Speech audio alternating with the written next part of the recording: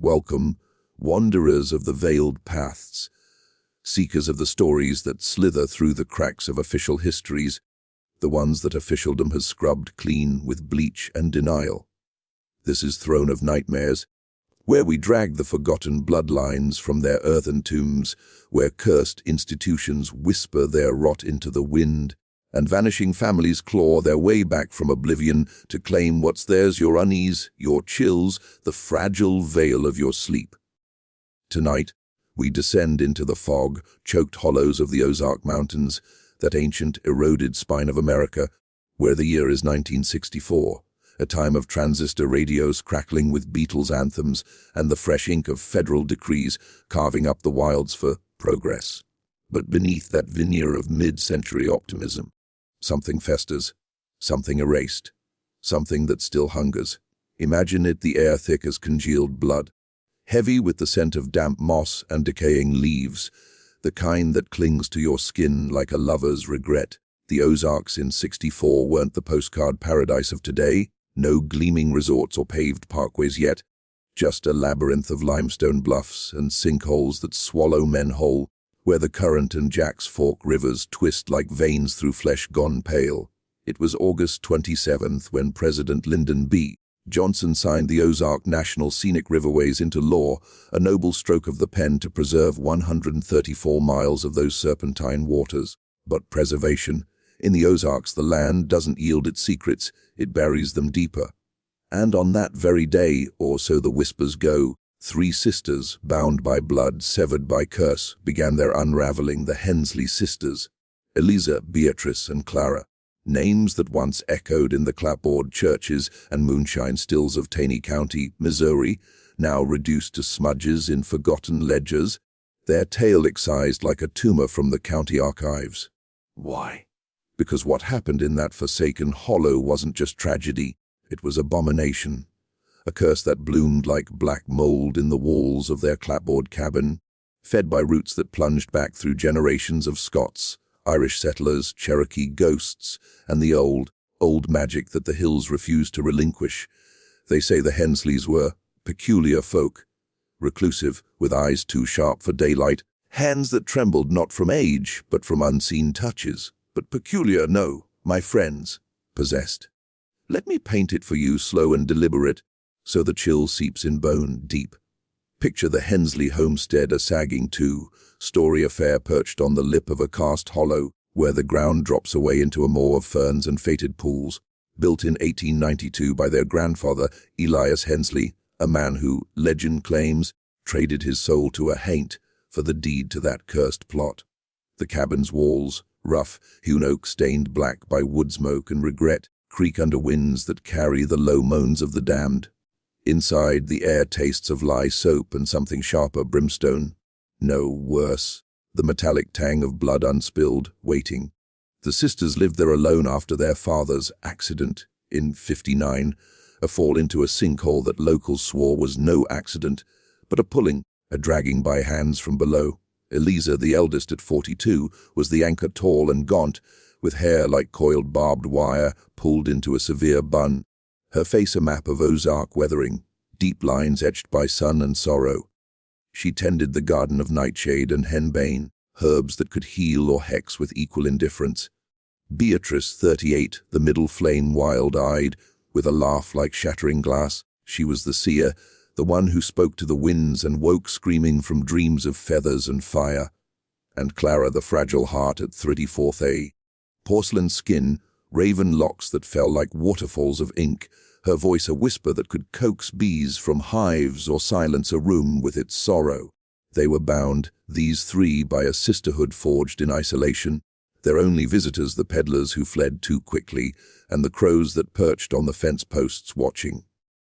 But in the summer of '64, as cicadas screamed their apocalyptic hymn and the rivers swelled with rain, slick secrets, the curse stirred. It began with trifles, a mirror cracking unbidden in the night, spilling 7 years of shadows across the floorboards. Whispers in the walls, not the settling of old wood, but voices, feminine, overlapping, pleading in tongues that twisted the gut. Then the dreams, shared visions of a woman in white, her face obscured by a veil of spider silk, her hands dripping with the black ichor of forgotten oaths. The sisters woke entwined, sweat-soaked, their nightgowns clinging like second skins, marked with bruises that bloomed like violets under flesh. Why then, why now? The hook, dear listener, is this: the curse wasn't born in 64. It was awakened. Elias Hensley's pact, whispered in folklore circles as the Devil's Dory, had slumbered for decades, lulled by the sisters' celibate vigil. No husbands, no heirs to dilute the blood. But in that year of change, as the world outside buzzed with civil rights marches and moon landings on the horizon, the old powers demanded tribute. And the Hensleys, they were the vessel. What followed was a descent hauntings that clawed at sanity, events that bent reality like heat haze over asphalt, and a vanishing so complete that even the Ozark grapevine, that tangled web of gossip and gunplay, fell silent, erased, burned from baptismal records, redacted from coroner's reports. But here in the throne room of nightmares, we resurrect it. We peel back the fog, because some curses aren't meant to die, they're meant to spread, to you, to me. Listen close as the whippoorwill calls again, its cry a warning or an invitation. The hollows are listening, and so are they. Now let us step into the hollow, shall we? Feel the mud suck at your boots, the chill of fog coiling around your ankles like spectral fingers. It's late July 1964, and the Hensley cabin squats like a toad on its haunch, windows shuttered against the prying eyes of God and man. Inside, the air hangs stagnant, laced with the herbal tang of drying sassafras and something fouler, rot perhaps from the root cellar where jars of preserves line the shelves, their contents murky as swamp water. Eliza moves like a spectre through the kitchen, her apron dusted with flour from biscuits that rise too high, too perfect, as if leavened by more than yeast. She's the keeper of the hearth, the one who barters eggs and poultices at the Gainesville market, enduring the sidelong glances of women who cross themselves when she passes. Hensley witch, they mutter, low enough for deniability, high enough for the wind to carry. Eliza ignores them, her mind is on the land, the way the bluffs seem to lean in closer each dawn, as if the mountain itself conspires. Beatrice is in the loft, her sanctuary of feathers and bones, raven skulls strung on twine, maps of ley lines scrawled in charcoal on yellowed newsprint. She's the unquiet one, the girl who, as a child, wandered into a cave and emerged 3 days later with eyes that saw too much. The threads are fraying. Lisa, she says that morning, her voice a rasp from the pipe smoke that curls from her corncob. She's hunched over a scrying bowl of spring water, black as ink, dropping pebbles that sink without ripple. The white lady's comin'. She's tasted the blood in the soil. Clara downstairs by the fire, mends a quilt square, stitches tight as secrets, patterns of eyes and spirals that make the eye ache. She's the dreamer, the one who hums lullabies in Gaelic, tunes their grandmother saw came from the fair folk, who traded them for a lock of her hair. Clara's hands pause, trembling, a drop of blood wells from her thumb, unpricked. It's the dreams again. Last night, she called my name. Not Clara, Xerdier, like the old tongue. And the river, it was red. Eliza straightens, wipes her hands on her apron, the fabric whispering like dry leaves. Hush now, it's the heat playing tricks. Pie's old tales, nothing more. But her voice wavers, betraying the lie. Pa had told them on his deathbed, slick with sinkhole mud, of the curse. Elias, their grandsire, a moonshiner with a silver tongue and empty pockets, had stumbled upon a wise woman in the hollers during the drought of 1887.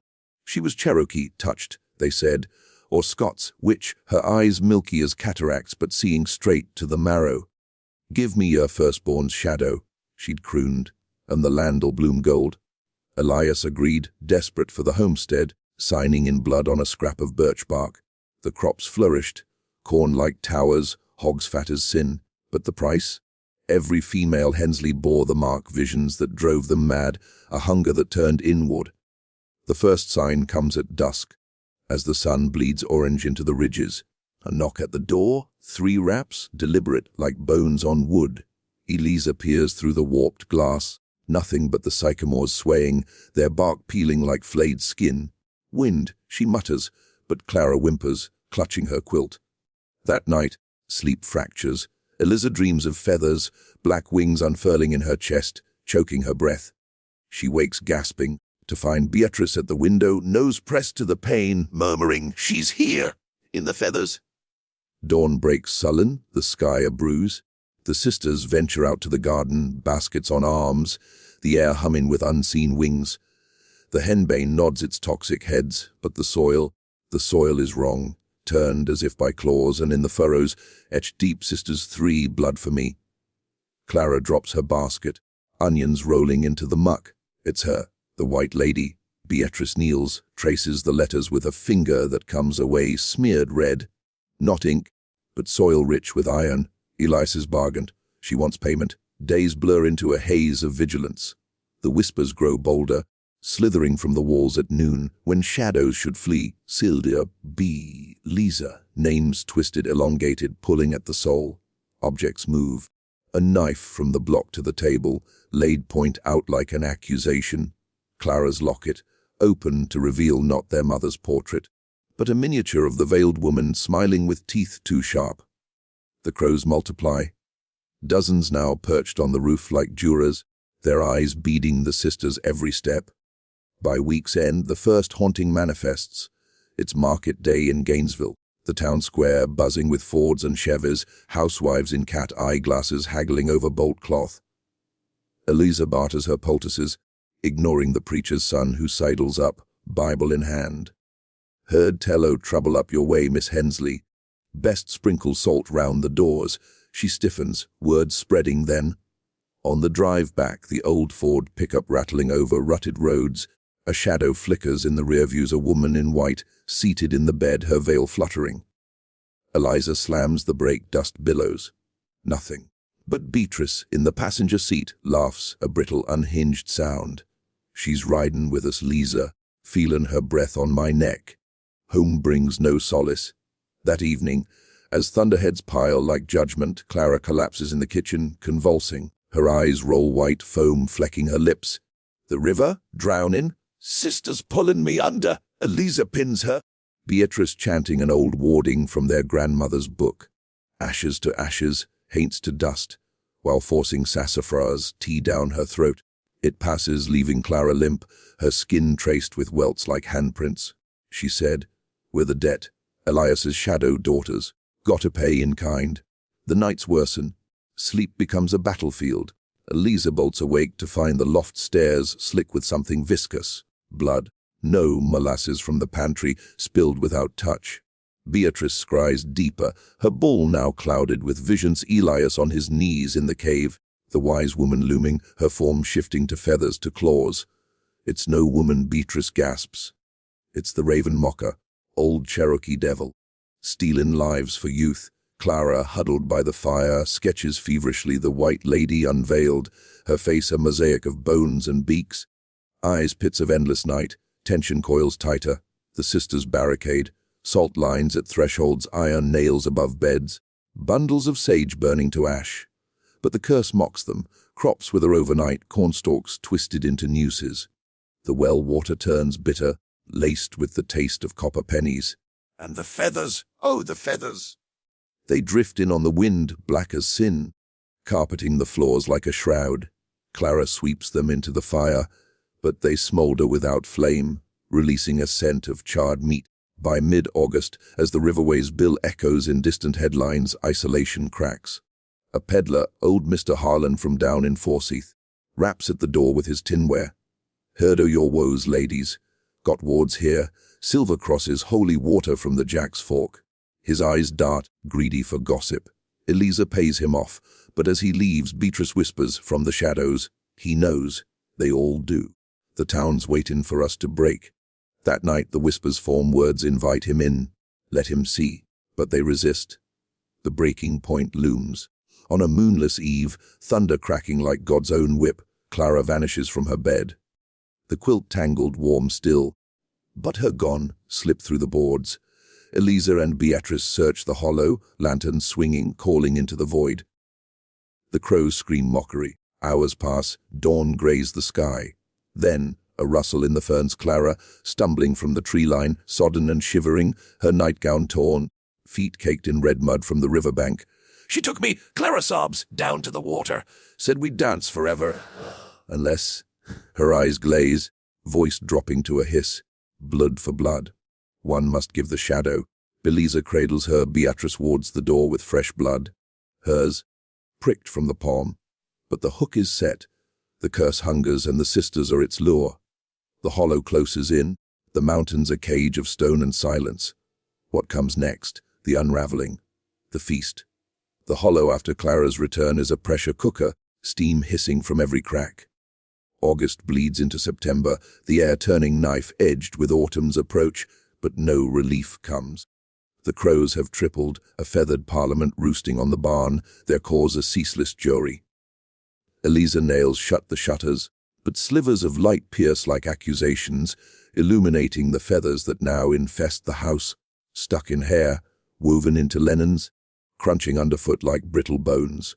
Clara doesn't speak for days, her eyes distant, lips moving in silent communion. When she does emerge, it's with a fervor. We fight her Lisa with the old ways.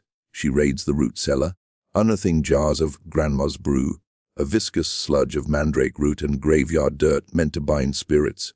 Beatrice nods, her own mania sharpening. She carves runes into the doorframe, symbols from Vance Randolph's forbidden folk tales, the ones that speak of Ozark witches who danced with devils for power. Eliza protests.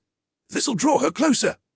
But relents, her resolve cracking like the mirror shards she sweeps daily. The hauntings escalate, no longer trifles but assaults. One dawn, Beatrice finds her scrying bowl overturned, water frozen despite the summer swelter, etched with frost, lace patterns, a woman's silhouette, arms outstretched. She touches it, the ice burns, blistering her palm with a mark, a raven's wing, black and weeping. It's claiming pieces, she tells the others, voice a steady but eyes wild, that afternoon. As they brew the ward in the cauldron, iron kettle bubbling over hickory coals, the fire leaps unbidden, flames twisting into shapes, wings, veils grasping hands. Sparks singe Clara's sleeve. She screams, the sound echoing unnaturally, drawing echoes from the woods. The town senses it, a ripple in the ether. Old man Harlan returns, not alone, trailing the sheriff, a pot-bellied relic named Tate with a badge tarnished as his soul. Folks sayin' queer things up here. Tate draws, toothpick rolling in his mouth, eyes scanning the salt lines. Lights in the woods. Howls ain't wolf. And your pa's old debt. Best settle it 'fore the river takes more. Eliza stands firm, basket of eggs as shield. Our business, sheriff. The land's ours. But Beatrice, from the porch shadow, hisses a word under her breath. Tate flinches, swatting at invisible flies. Harlan mutters of haints. As they retreat, their truck kicking gravel like curses. Isolation deepens the bond and the rot. The sisters perform the ritual at midnight under a moon veiled by storm clouds. Circle of salt in the yard, candles of beeswax guttering, Clara chanting the Gaelic dirge while Beatrice scatters feathers into the wind, offering back what was taken.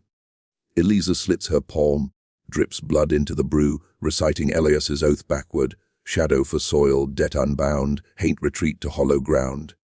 The air thickens, ozone sharp, thunder rumbles without rain. For a moment, silence blessed, deceptive.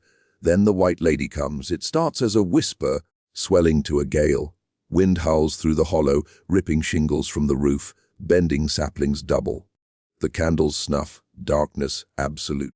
Clara cries out first, "She's here, in me!" Her body arches, eyes rolling to whites, voice fracturing into three, hers Beatrice's, Eliza's, then a fourth, sibilant and ancient, daughters of debt, dance with me. Shadows coalesce in the circle's heart a form, tall and undulating, veil of mist parting to reveal not flesh but voids, eyes like sinkholes, mouth a beak that clicks. Beatrice lunges, hurling the brew, it splashes, sizzling like acid on stone. The figure shrieks, a sound of tearing fabric and breaking bones, recoiling, but not dissolving. It lashes out, tendrils of shadow whipping. Eliza's arm gashes open, blood arsing. Clara claws at her throat, invisible hands choking. "Elias lied!" The voice booms, echoing from every direction. "The shadow was yours." born in blood, fed on secrets. Give the three, or the hollow claims all. Chaos erupts. The cabin shakes, windows shattering inward like brittle teeth. Feathers blizzard, blinding, the cauldron overturns, brew scorching the earth black. Beatrice grabs the iron poker, thrusts it at the form. Folklore's bane, cold iron, and it connects, the shadow hissing steam.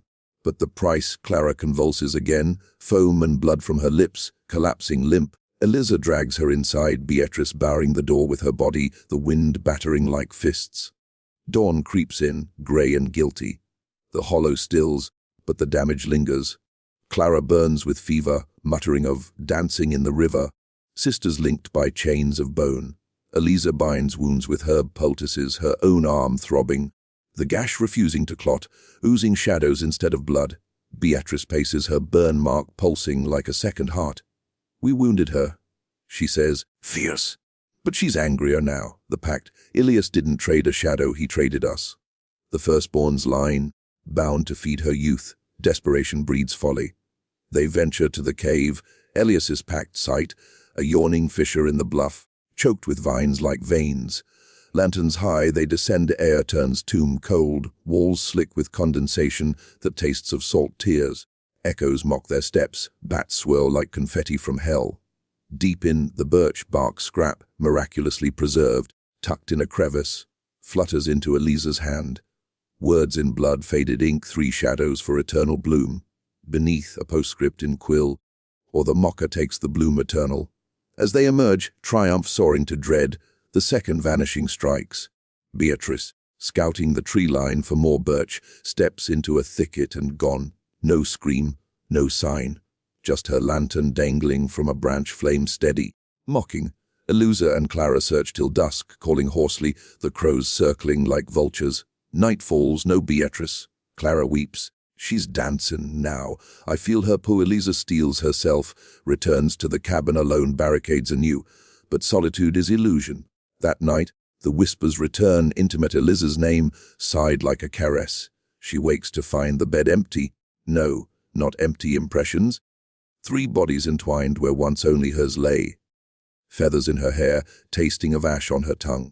And in the mirror, re-silvered that morn, not her reflection, but Beatrice's face, mouthing silent pleas, eyes bulging with water. September 18th, 1964. The date seared in erased ledgers, as the Beatles secret themselves in Alton for a stolen respite, strumming chords of rebellion, the hollow erupts. Clara, roused from delirium, drags Eliza to the river bank. Bees callin'. Gotta go.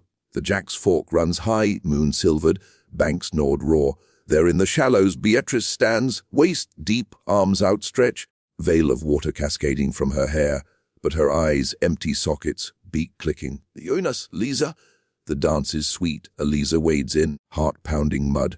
Clara chants wards, but the water rises, tendrils pulling. Beatrice, no, the mocker, lunges, nails like talons raking. Struggle churns foam red. Eliza's knife flashes, the one from the block iron blessed.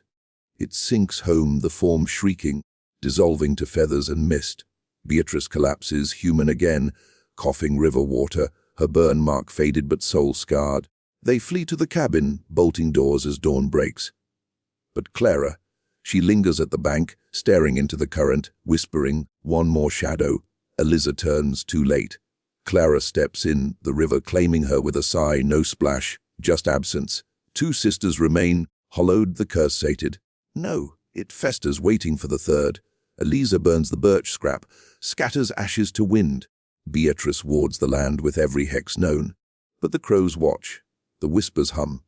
And in the archives, later that month, a fire accidentally consumes the Hensley file, erased, but not gone. The feast ends, but the hunger eternal. To grasp the Hensley curse, we must burrow deeper than the narrative's chill. Into the loam of history, where fact and folklore entwine like briars, drawing blood from the unwary. The Ozarks of 1964 weren't mere backdrop, they were crucible. A cauldron of colliding worlds where old world superstitions clashed with mid-century modernity, birthing horrors that official records dare not name. Let us unearth it, layer by layer, with the reverence of grave, robbers, and the wariness of those who know the dirt bites back.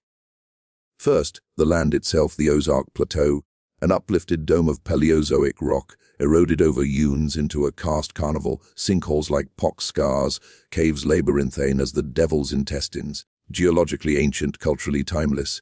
By the 1960s, this hillbilly heaven, as outsiders sneered, was a mosaic, descendants of 18th-century Scots, Irish migrants who fled Oster's famines for America's frontier, mingling with Cherokee remnants post, Trail of Tears, and pockets of African-American enclaves practicing hoodoo in shadowed hollers. Isolation bred resilience and retention.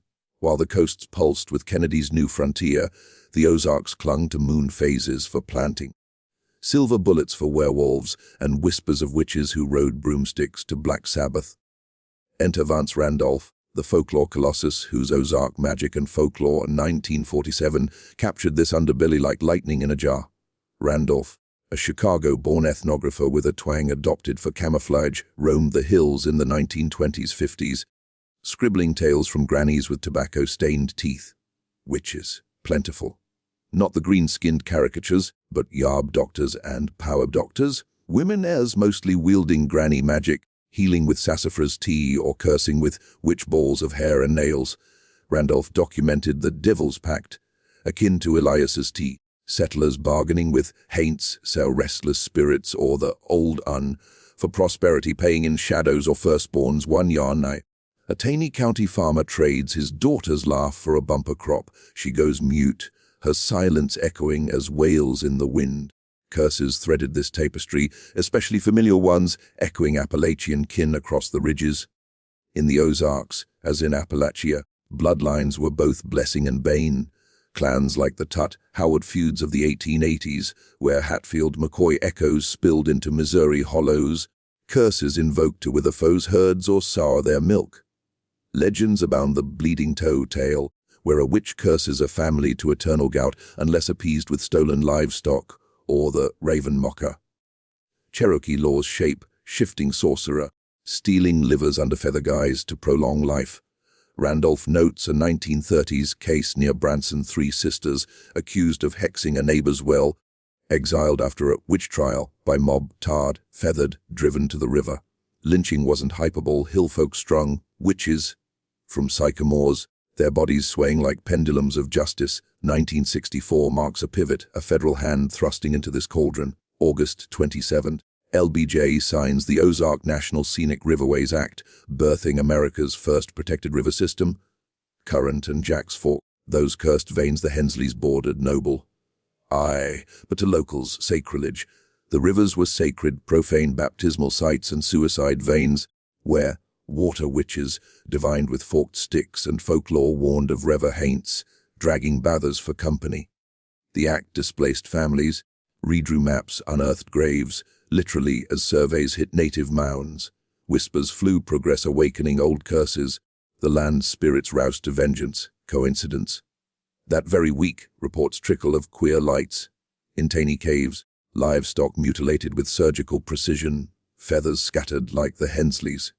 Culturally, the 60s Ozarks simmered with superstition's stubborn flame, breaking a mirror, 7 years woe, per Emma Otwell's 2020 Compendium of Hill Lore.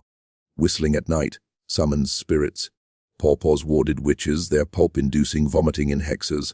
Moon signs ruled wean babies in Aquarius, lest they pine eternally. African influences spiced the brew, hoodoo rootwork from freedmen communities, conjure bags of asafoetida against evil eye, and the Beatles, their secret Alton hideaway September 1819, planes landing undercover, lads frolicking in hollers, stirred the pot. Locals spun it as glamour English, fairies, drawing fey mischief, their music a siren's call amplifying haint howls. The Hensley erasure fits this pattern. Taney County archives, per fragmented records, show a 1964 fire consuming deeds and obits mirroring 1950s witch hunts where accused families vanished from censuses, driven out or worse. Folklore parallels the Baker Witch of Appalachia. Sadie cursed a clan to madness post-1800s betrayal, or the Blackwood Curse, 200 years of vanishings in Carolina hollers. In Ozarks, the Hensley Echo, a veiled 1932 Springfield leader snippet. 3 sisters flee after visions claim kin, locals blame old pact. Redacted, of course. This blend, fact's grit, folklore's fog, lends the tale unsettling authenticity. The Ozarks didn't evolve, they endured, curses as real as cast, woven into the cultural DNA, as Randolph wrote, "The hills forget nothing," and in 1964, they remembered the Hensleys. Fiercely beneath the Hensley curse's visceral horror lies a labyrinth of symbols, a psychological crypt where universal fears fester like untreated wounds. This isn't mere ghost story, it's a scalpel to the human psyche, dissecting isolation, the devouring maw of family, and the gendered blade of power in patriarchal shadows. Let us probe, not with lanterns, but with the cold light of reflection, though beware mirrors crack under such scrutiny. At its core, the curse embodies atavism, the primal pull backward, blood calling to blood across abyssal time. Elias's pact isn't transaction, it's inheritance, a genetic debt encoded in the sister's marrow. Psychologically, this mirrors Jung's shadow self, the repressed feminine, wild and witchy, erupting when modernity's the Riverways Act, Beetle's incursion threatens the archaic. The White Lady, no external demon, but the collective unconscious of Ozark womanhood, suppressed by Puritan settlers, Cherokee taboos, hoodoo veils, rising ravenous. Her veil, opacity of female experience, torn to reveal the mocker, a devouring archetype blending Medusa's gaze with Kali's hunger. The sisters' visions, dissociation trauma's echo, where shared dreams signal not unity but fragmentation, ego dissolving into the familial hive. Thematically, isolation amplifies dread, the hollow as microcosm Ozarks, geographic seclusion mirroring emotional exile. In 1964, as America hurtled toward collectivity, civil rights, space race, the Hensleys regressed to clan primitivism, their cabin a womb tomb. This taps universal fear of entrapment, the bloodline as cage, sisters bound not by love alone but obligation, their celibacy a vow to the curse, starving it yet feeding its isolation-fueled rage. Freud might call it the uncanny, Hemlich turning unhamlich, home's hearth to haunt, but deeper cultural trauma of the displaced. Scots-Irish diaspora, Cherokee genocide, the Ozarks as scar tissue, curses as PTSD manifest, land hauntings proxy for ancestral grief, gender threads the needle of horror. The firstborn shadow targets females, echoing witch hunts, misogyny women as vessels of chaos, their power, Herb's visions pathologized as madness, Eliza's stoicism, Beatrice's mania, Clara's fragility, stereotypes subverted, their hysteria, fair from hystera, womb weaponized against the curse, yet costing sanity. The raven mocker's femininity devours a critique of matriarchal undercurrents in folklore, where wise women, hex as survival, universal, the fear of female solidarity as threat, sisters dance a lesbian-tinned coven, veiled in taboo. In human nature, it probes devotion's dark twin lovers' consumption, the blood pact mirroring codependency's chokehold. Psychologically, the vanishings symbolize objection. Kristeva's theory of horror as boundary loss, self spilling into other. Clara's river, pull birth, rebirth, amniotic dread, feathers as liminal debris marking transformation to mocker food. The erased history. Societal objection. Taboo excised to preserve order. Mid-century America's denial of rural backwardness. Progress papering over primal rot. Broader fears connect. Cultural trauma of erasure, native settler legacies haunting policy, riverways displacing law keepers, human nature's hubris, Ilias's bargain as Faustin folly, progress devouring soul. The curse endures because we do in every family secret, every unspoken pact. The White Lady waits, veiled, hungry. Unearth this and sleep fractures. For in the mirror, whose reflection smiles back, and so the hollow quiets, or seems to. Eliza and Beatrice, scarred vessels of the curse, burn the cabin in October 64, flames licking skyward like vengeful tongues. They vanish into the ridges, whispers trailing, one to a convent in Springfield, the other to the river's embrace. No graves, no obits, just absence, a smudge in the ledger of the lost. The land reclaimed sycamores twist over foundations, sinkholes yawn wider, the Jack's Fork murmuring secrets to no one. Erased, yes, but erasure is invitation. The curse doesn't end, it metastasizes, roots delving deeper, waiting for blood to call it home. What lingers?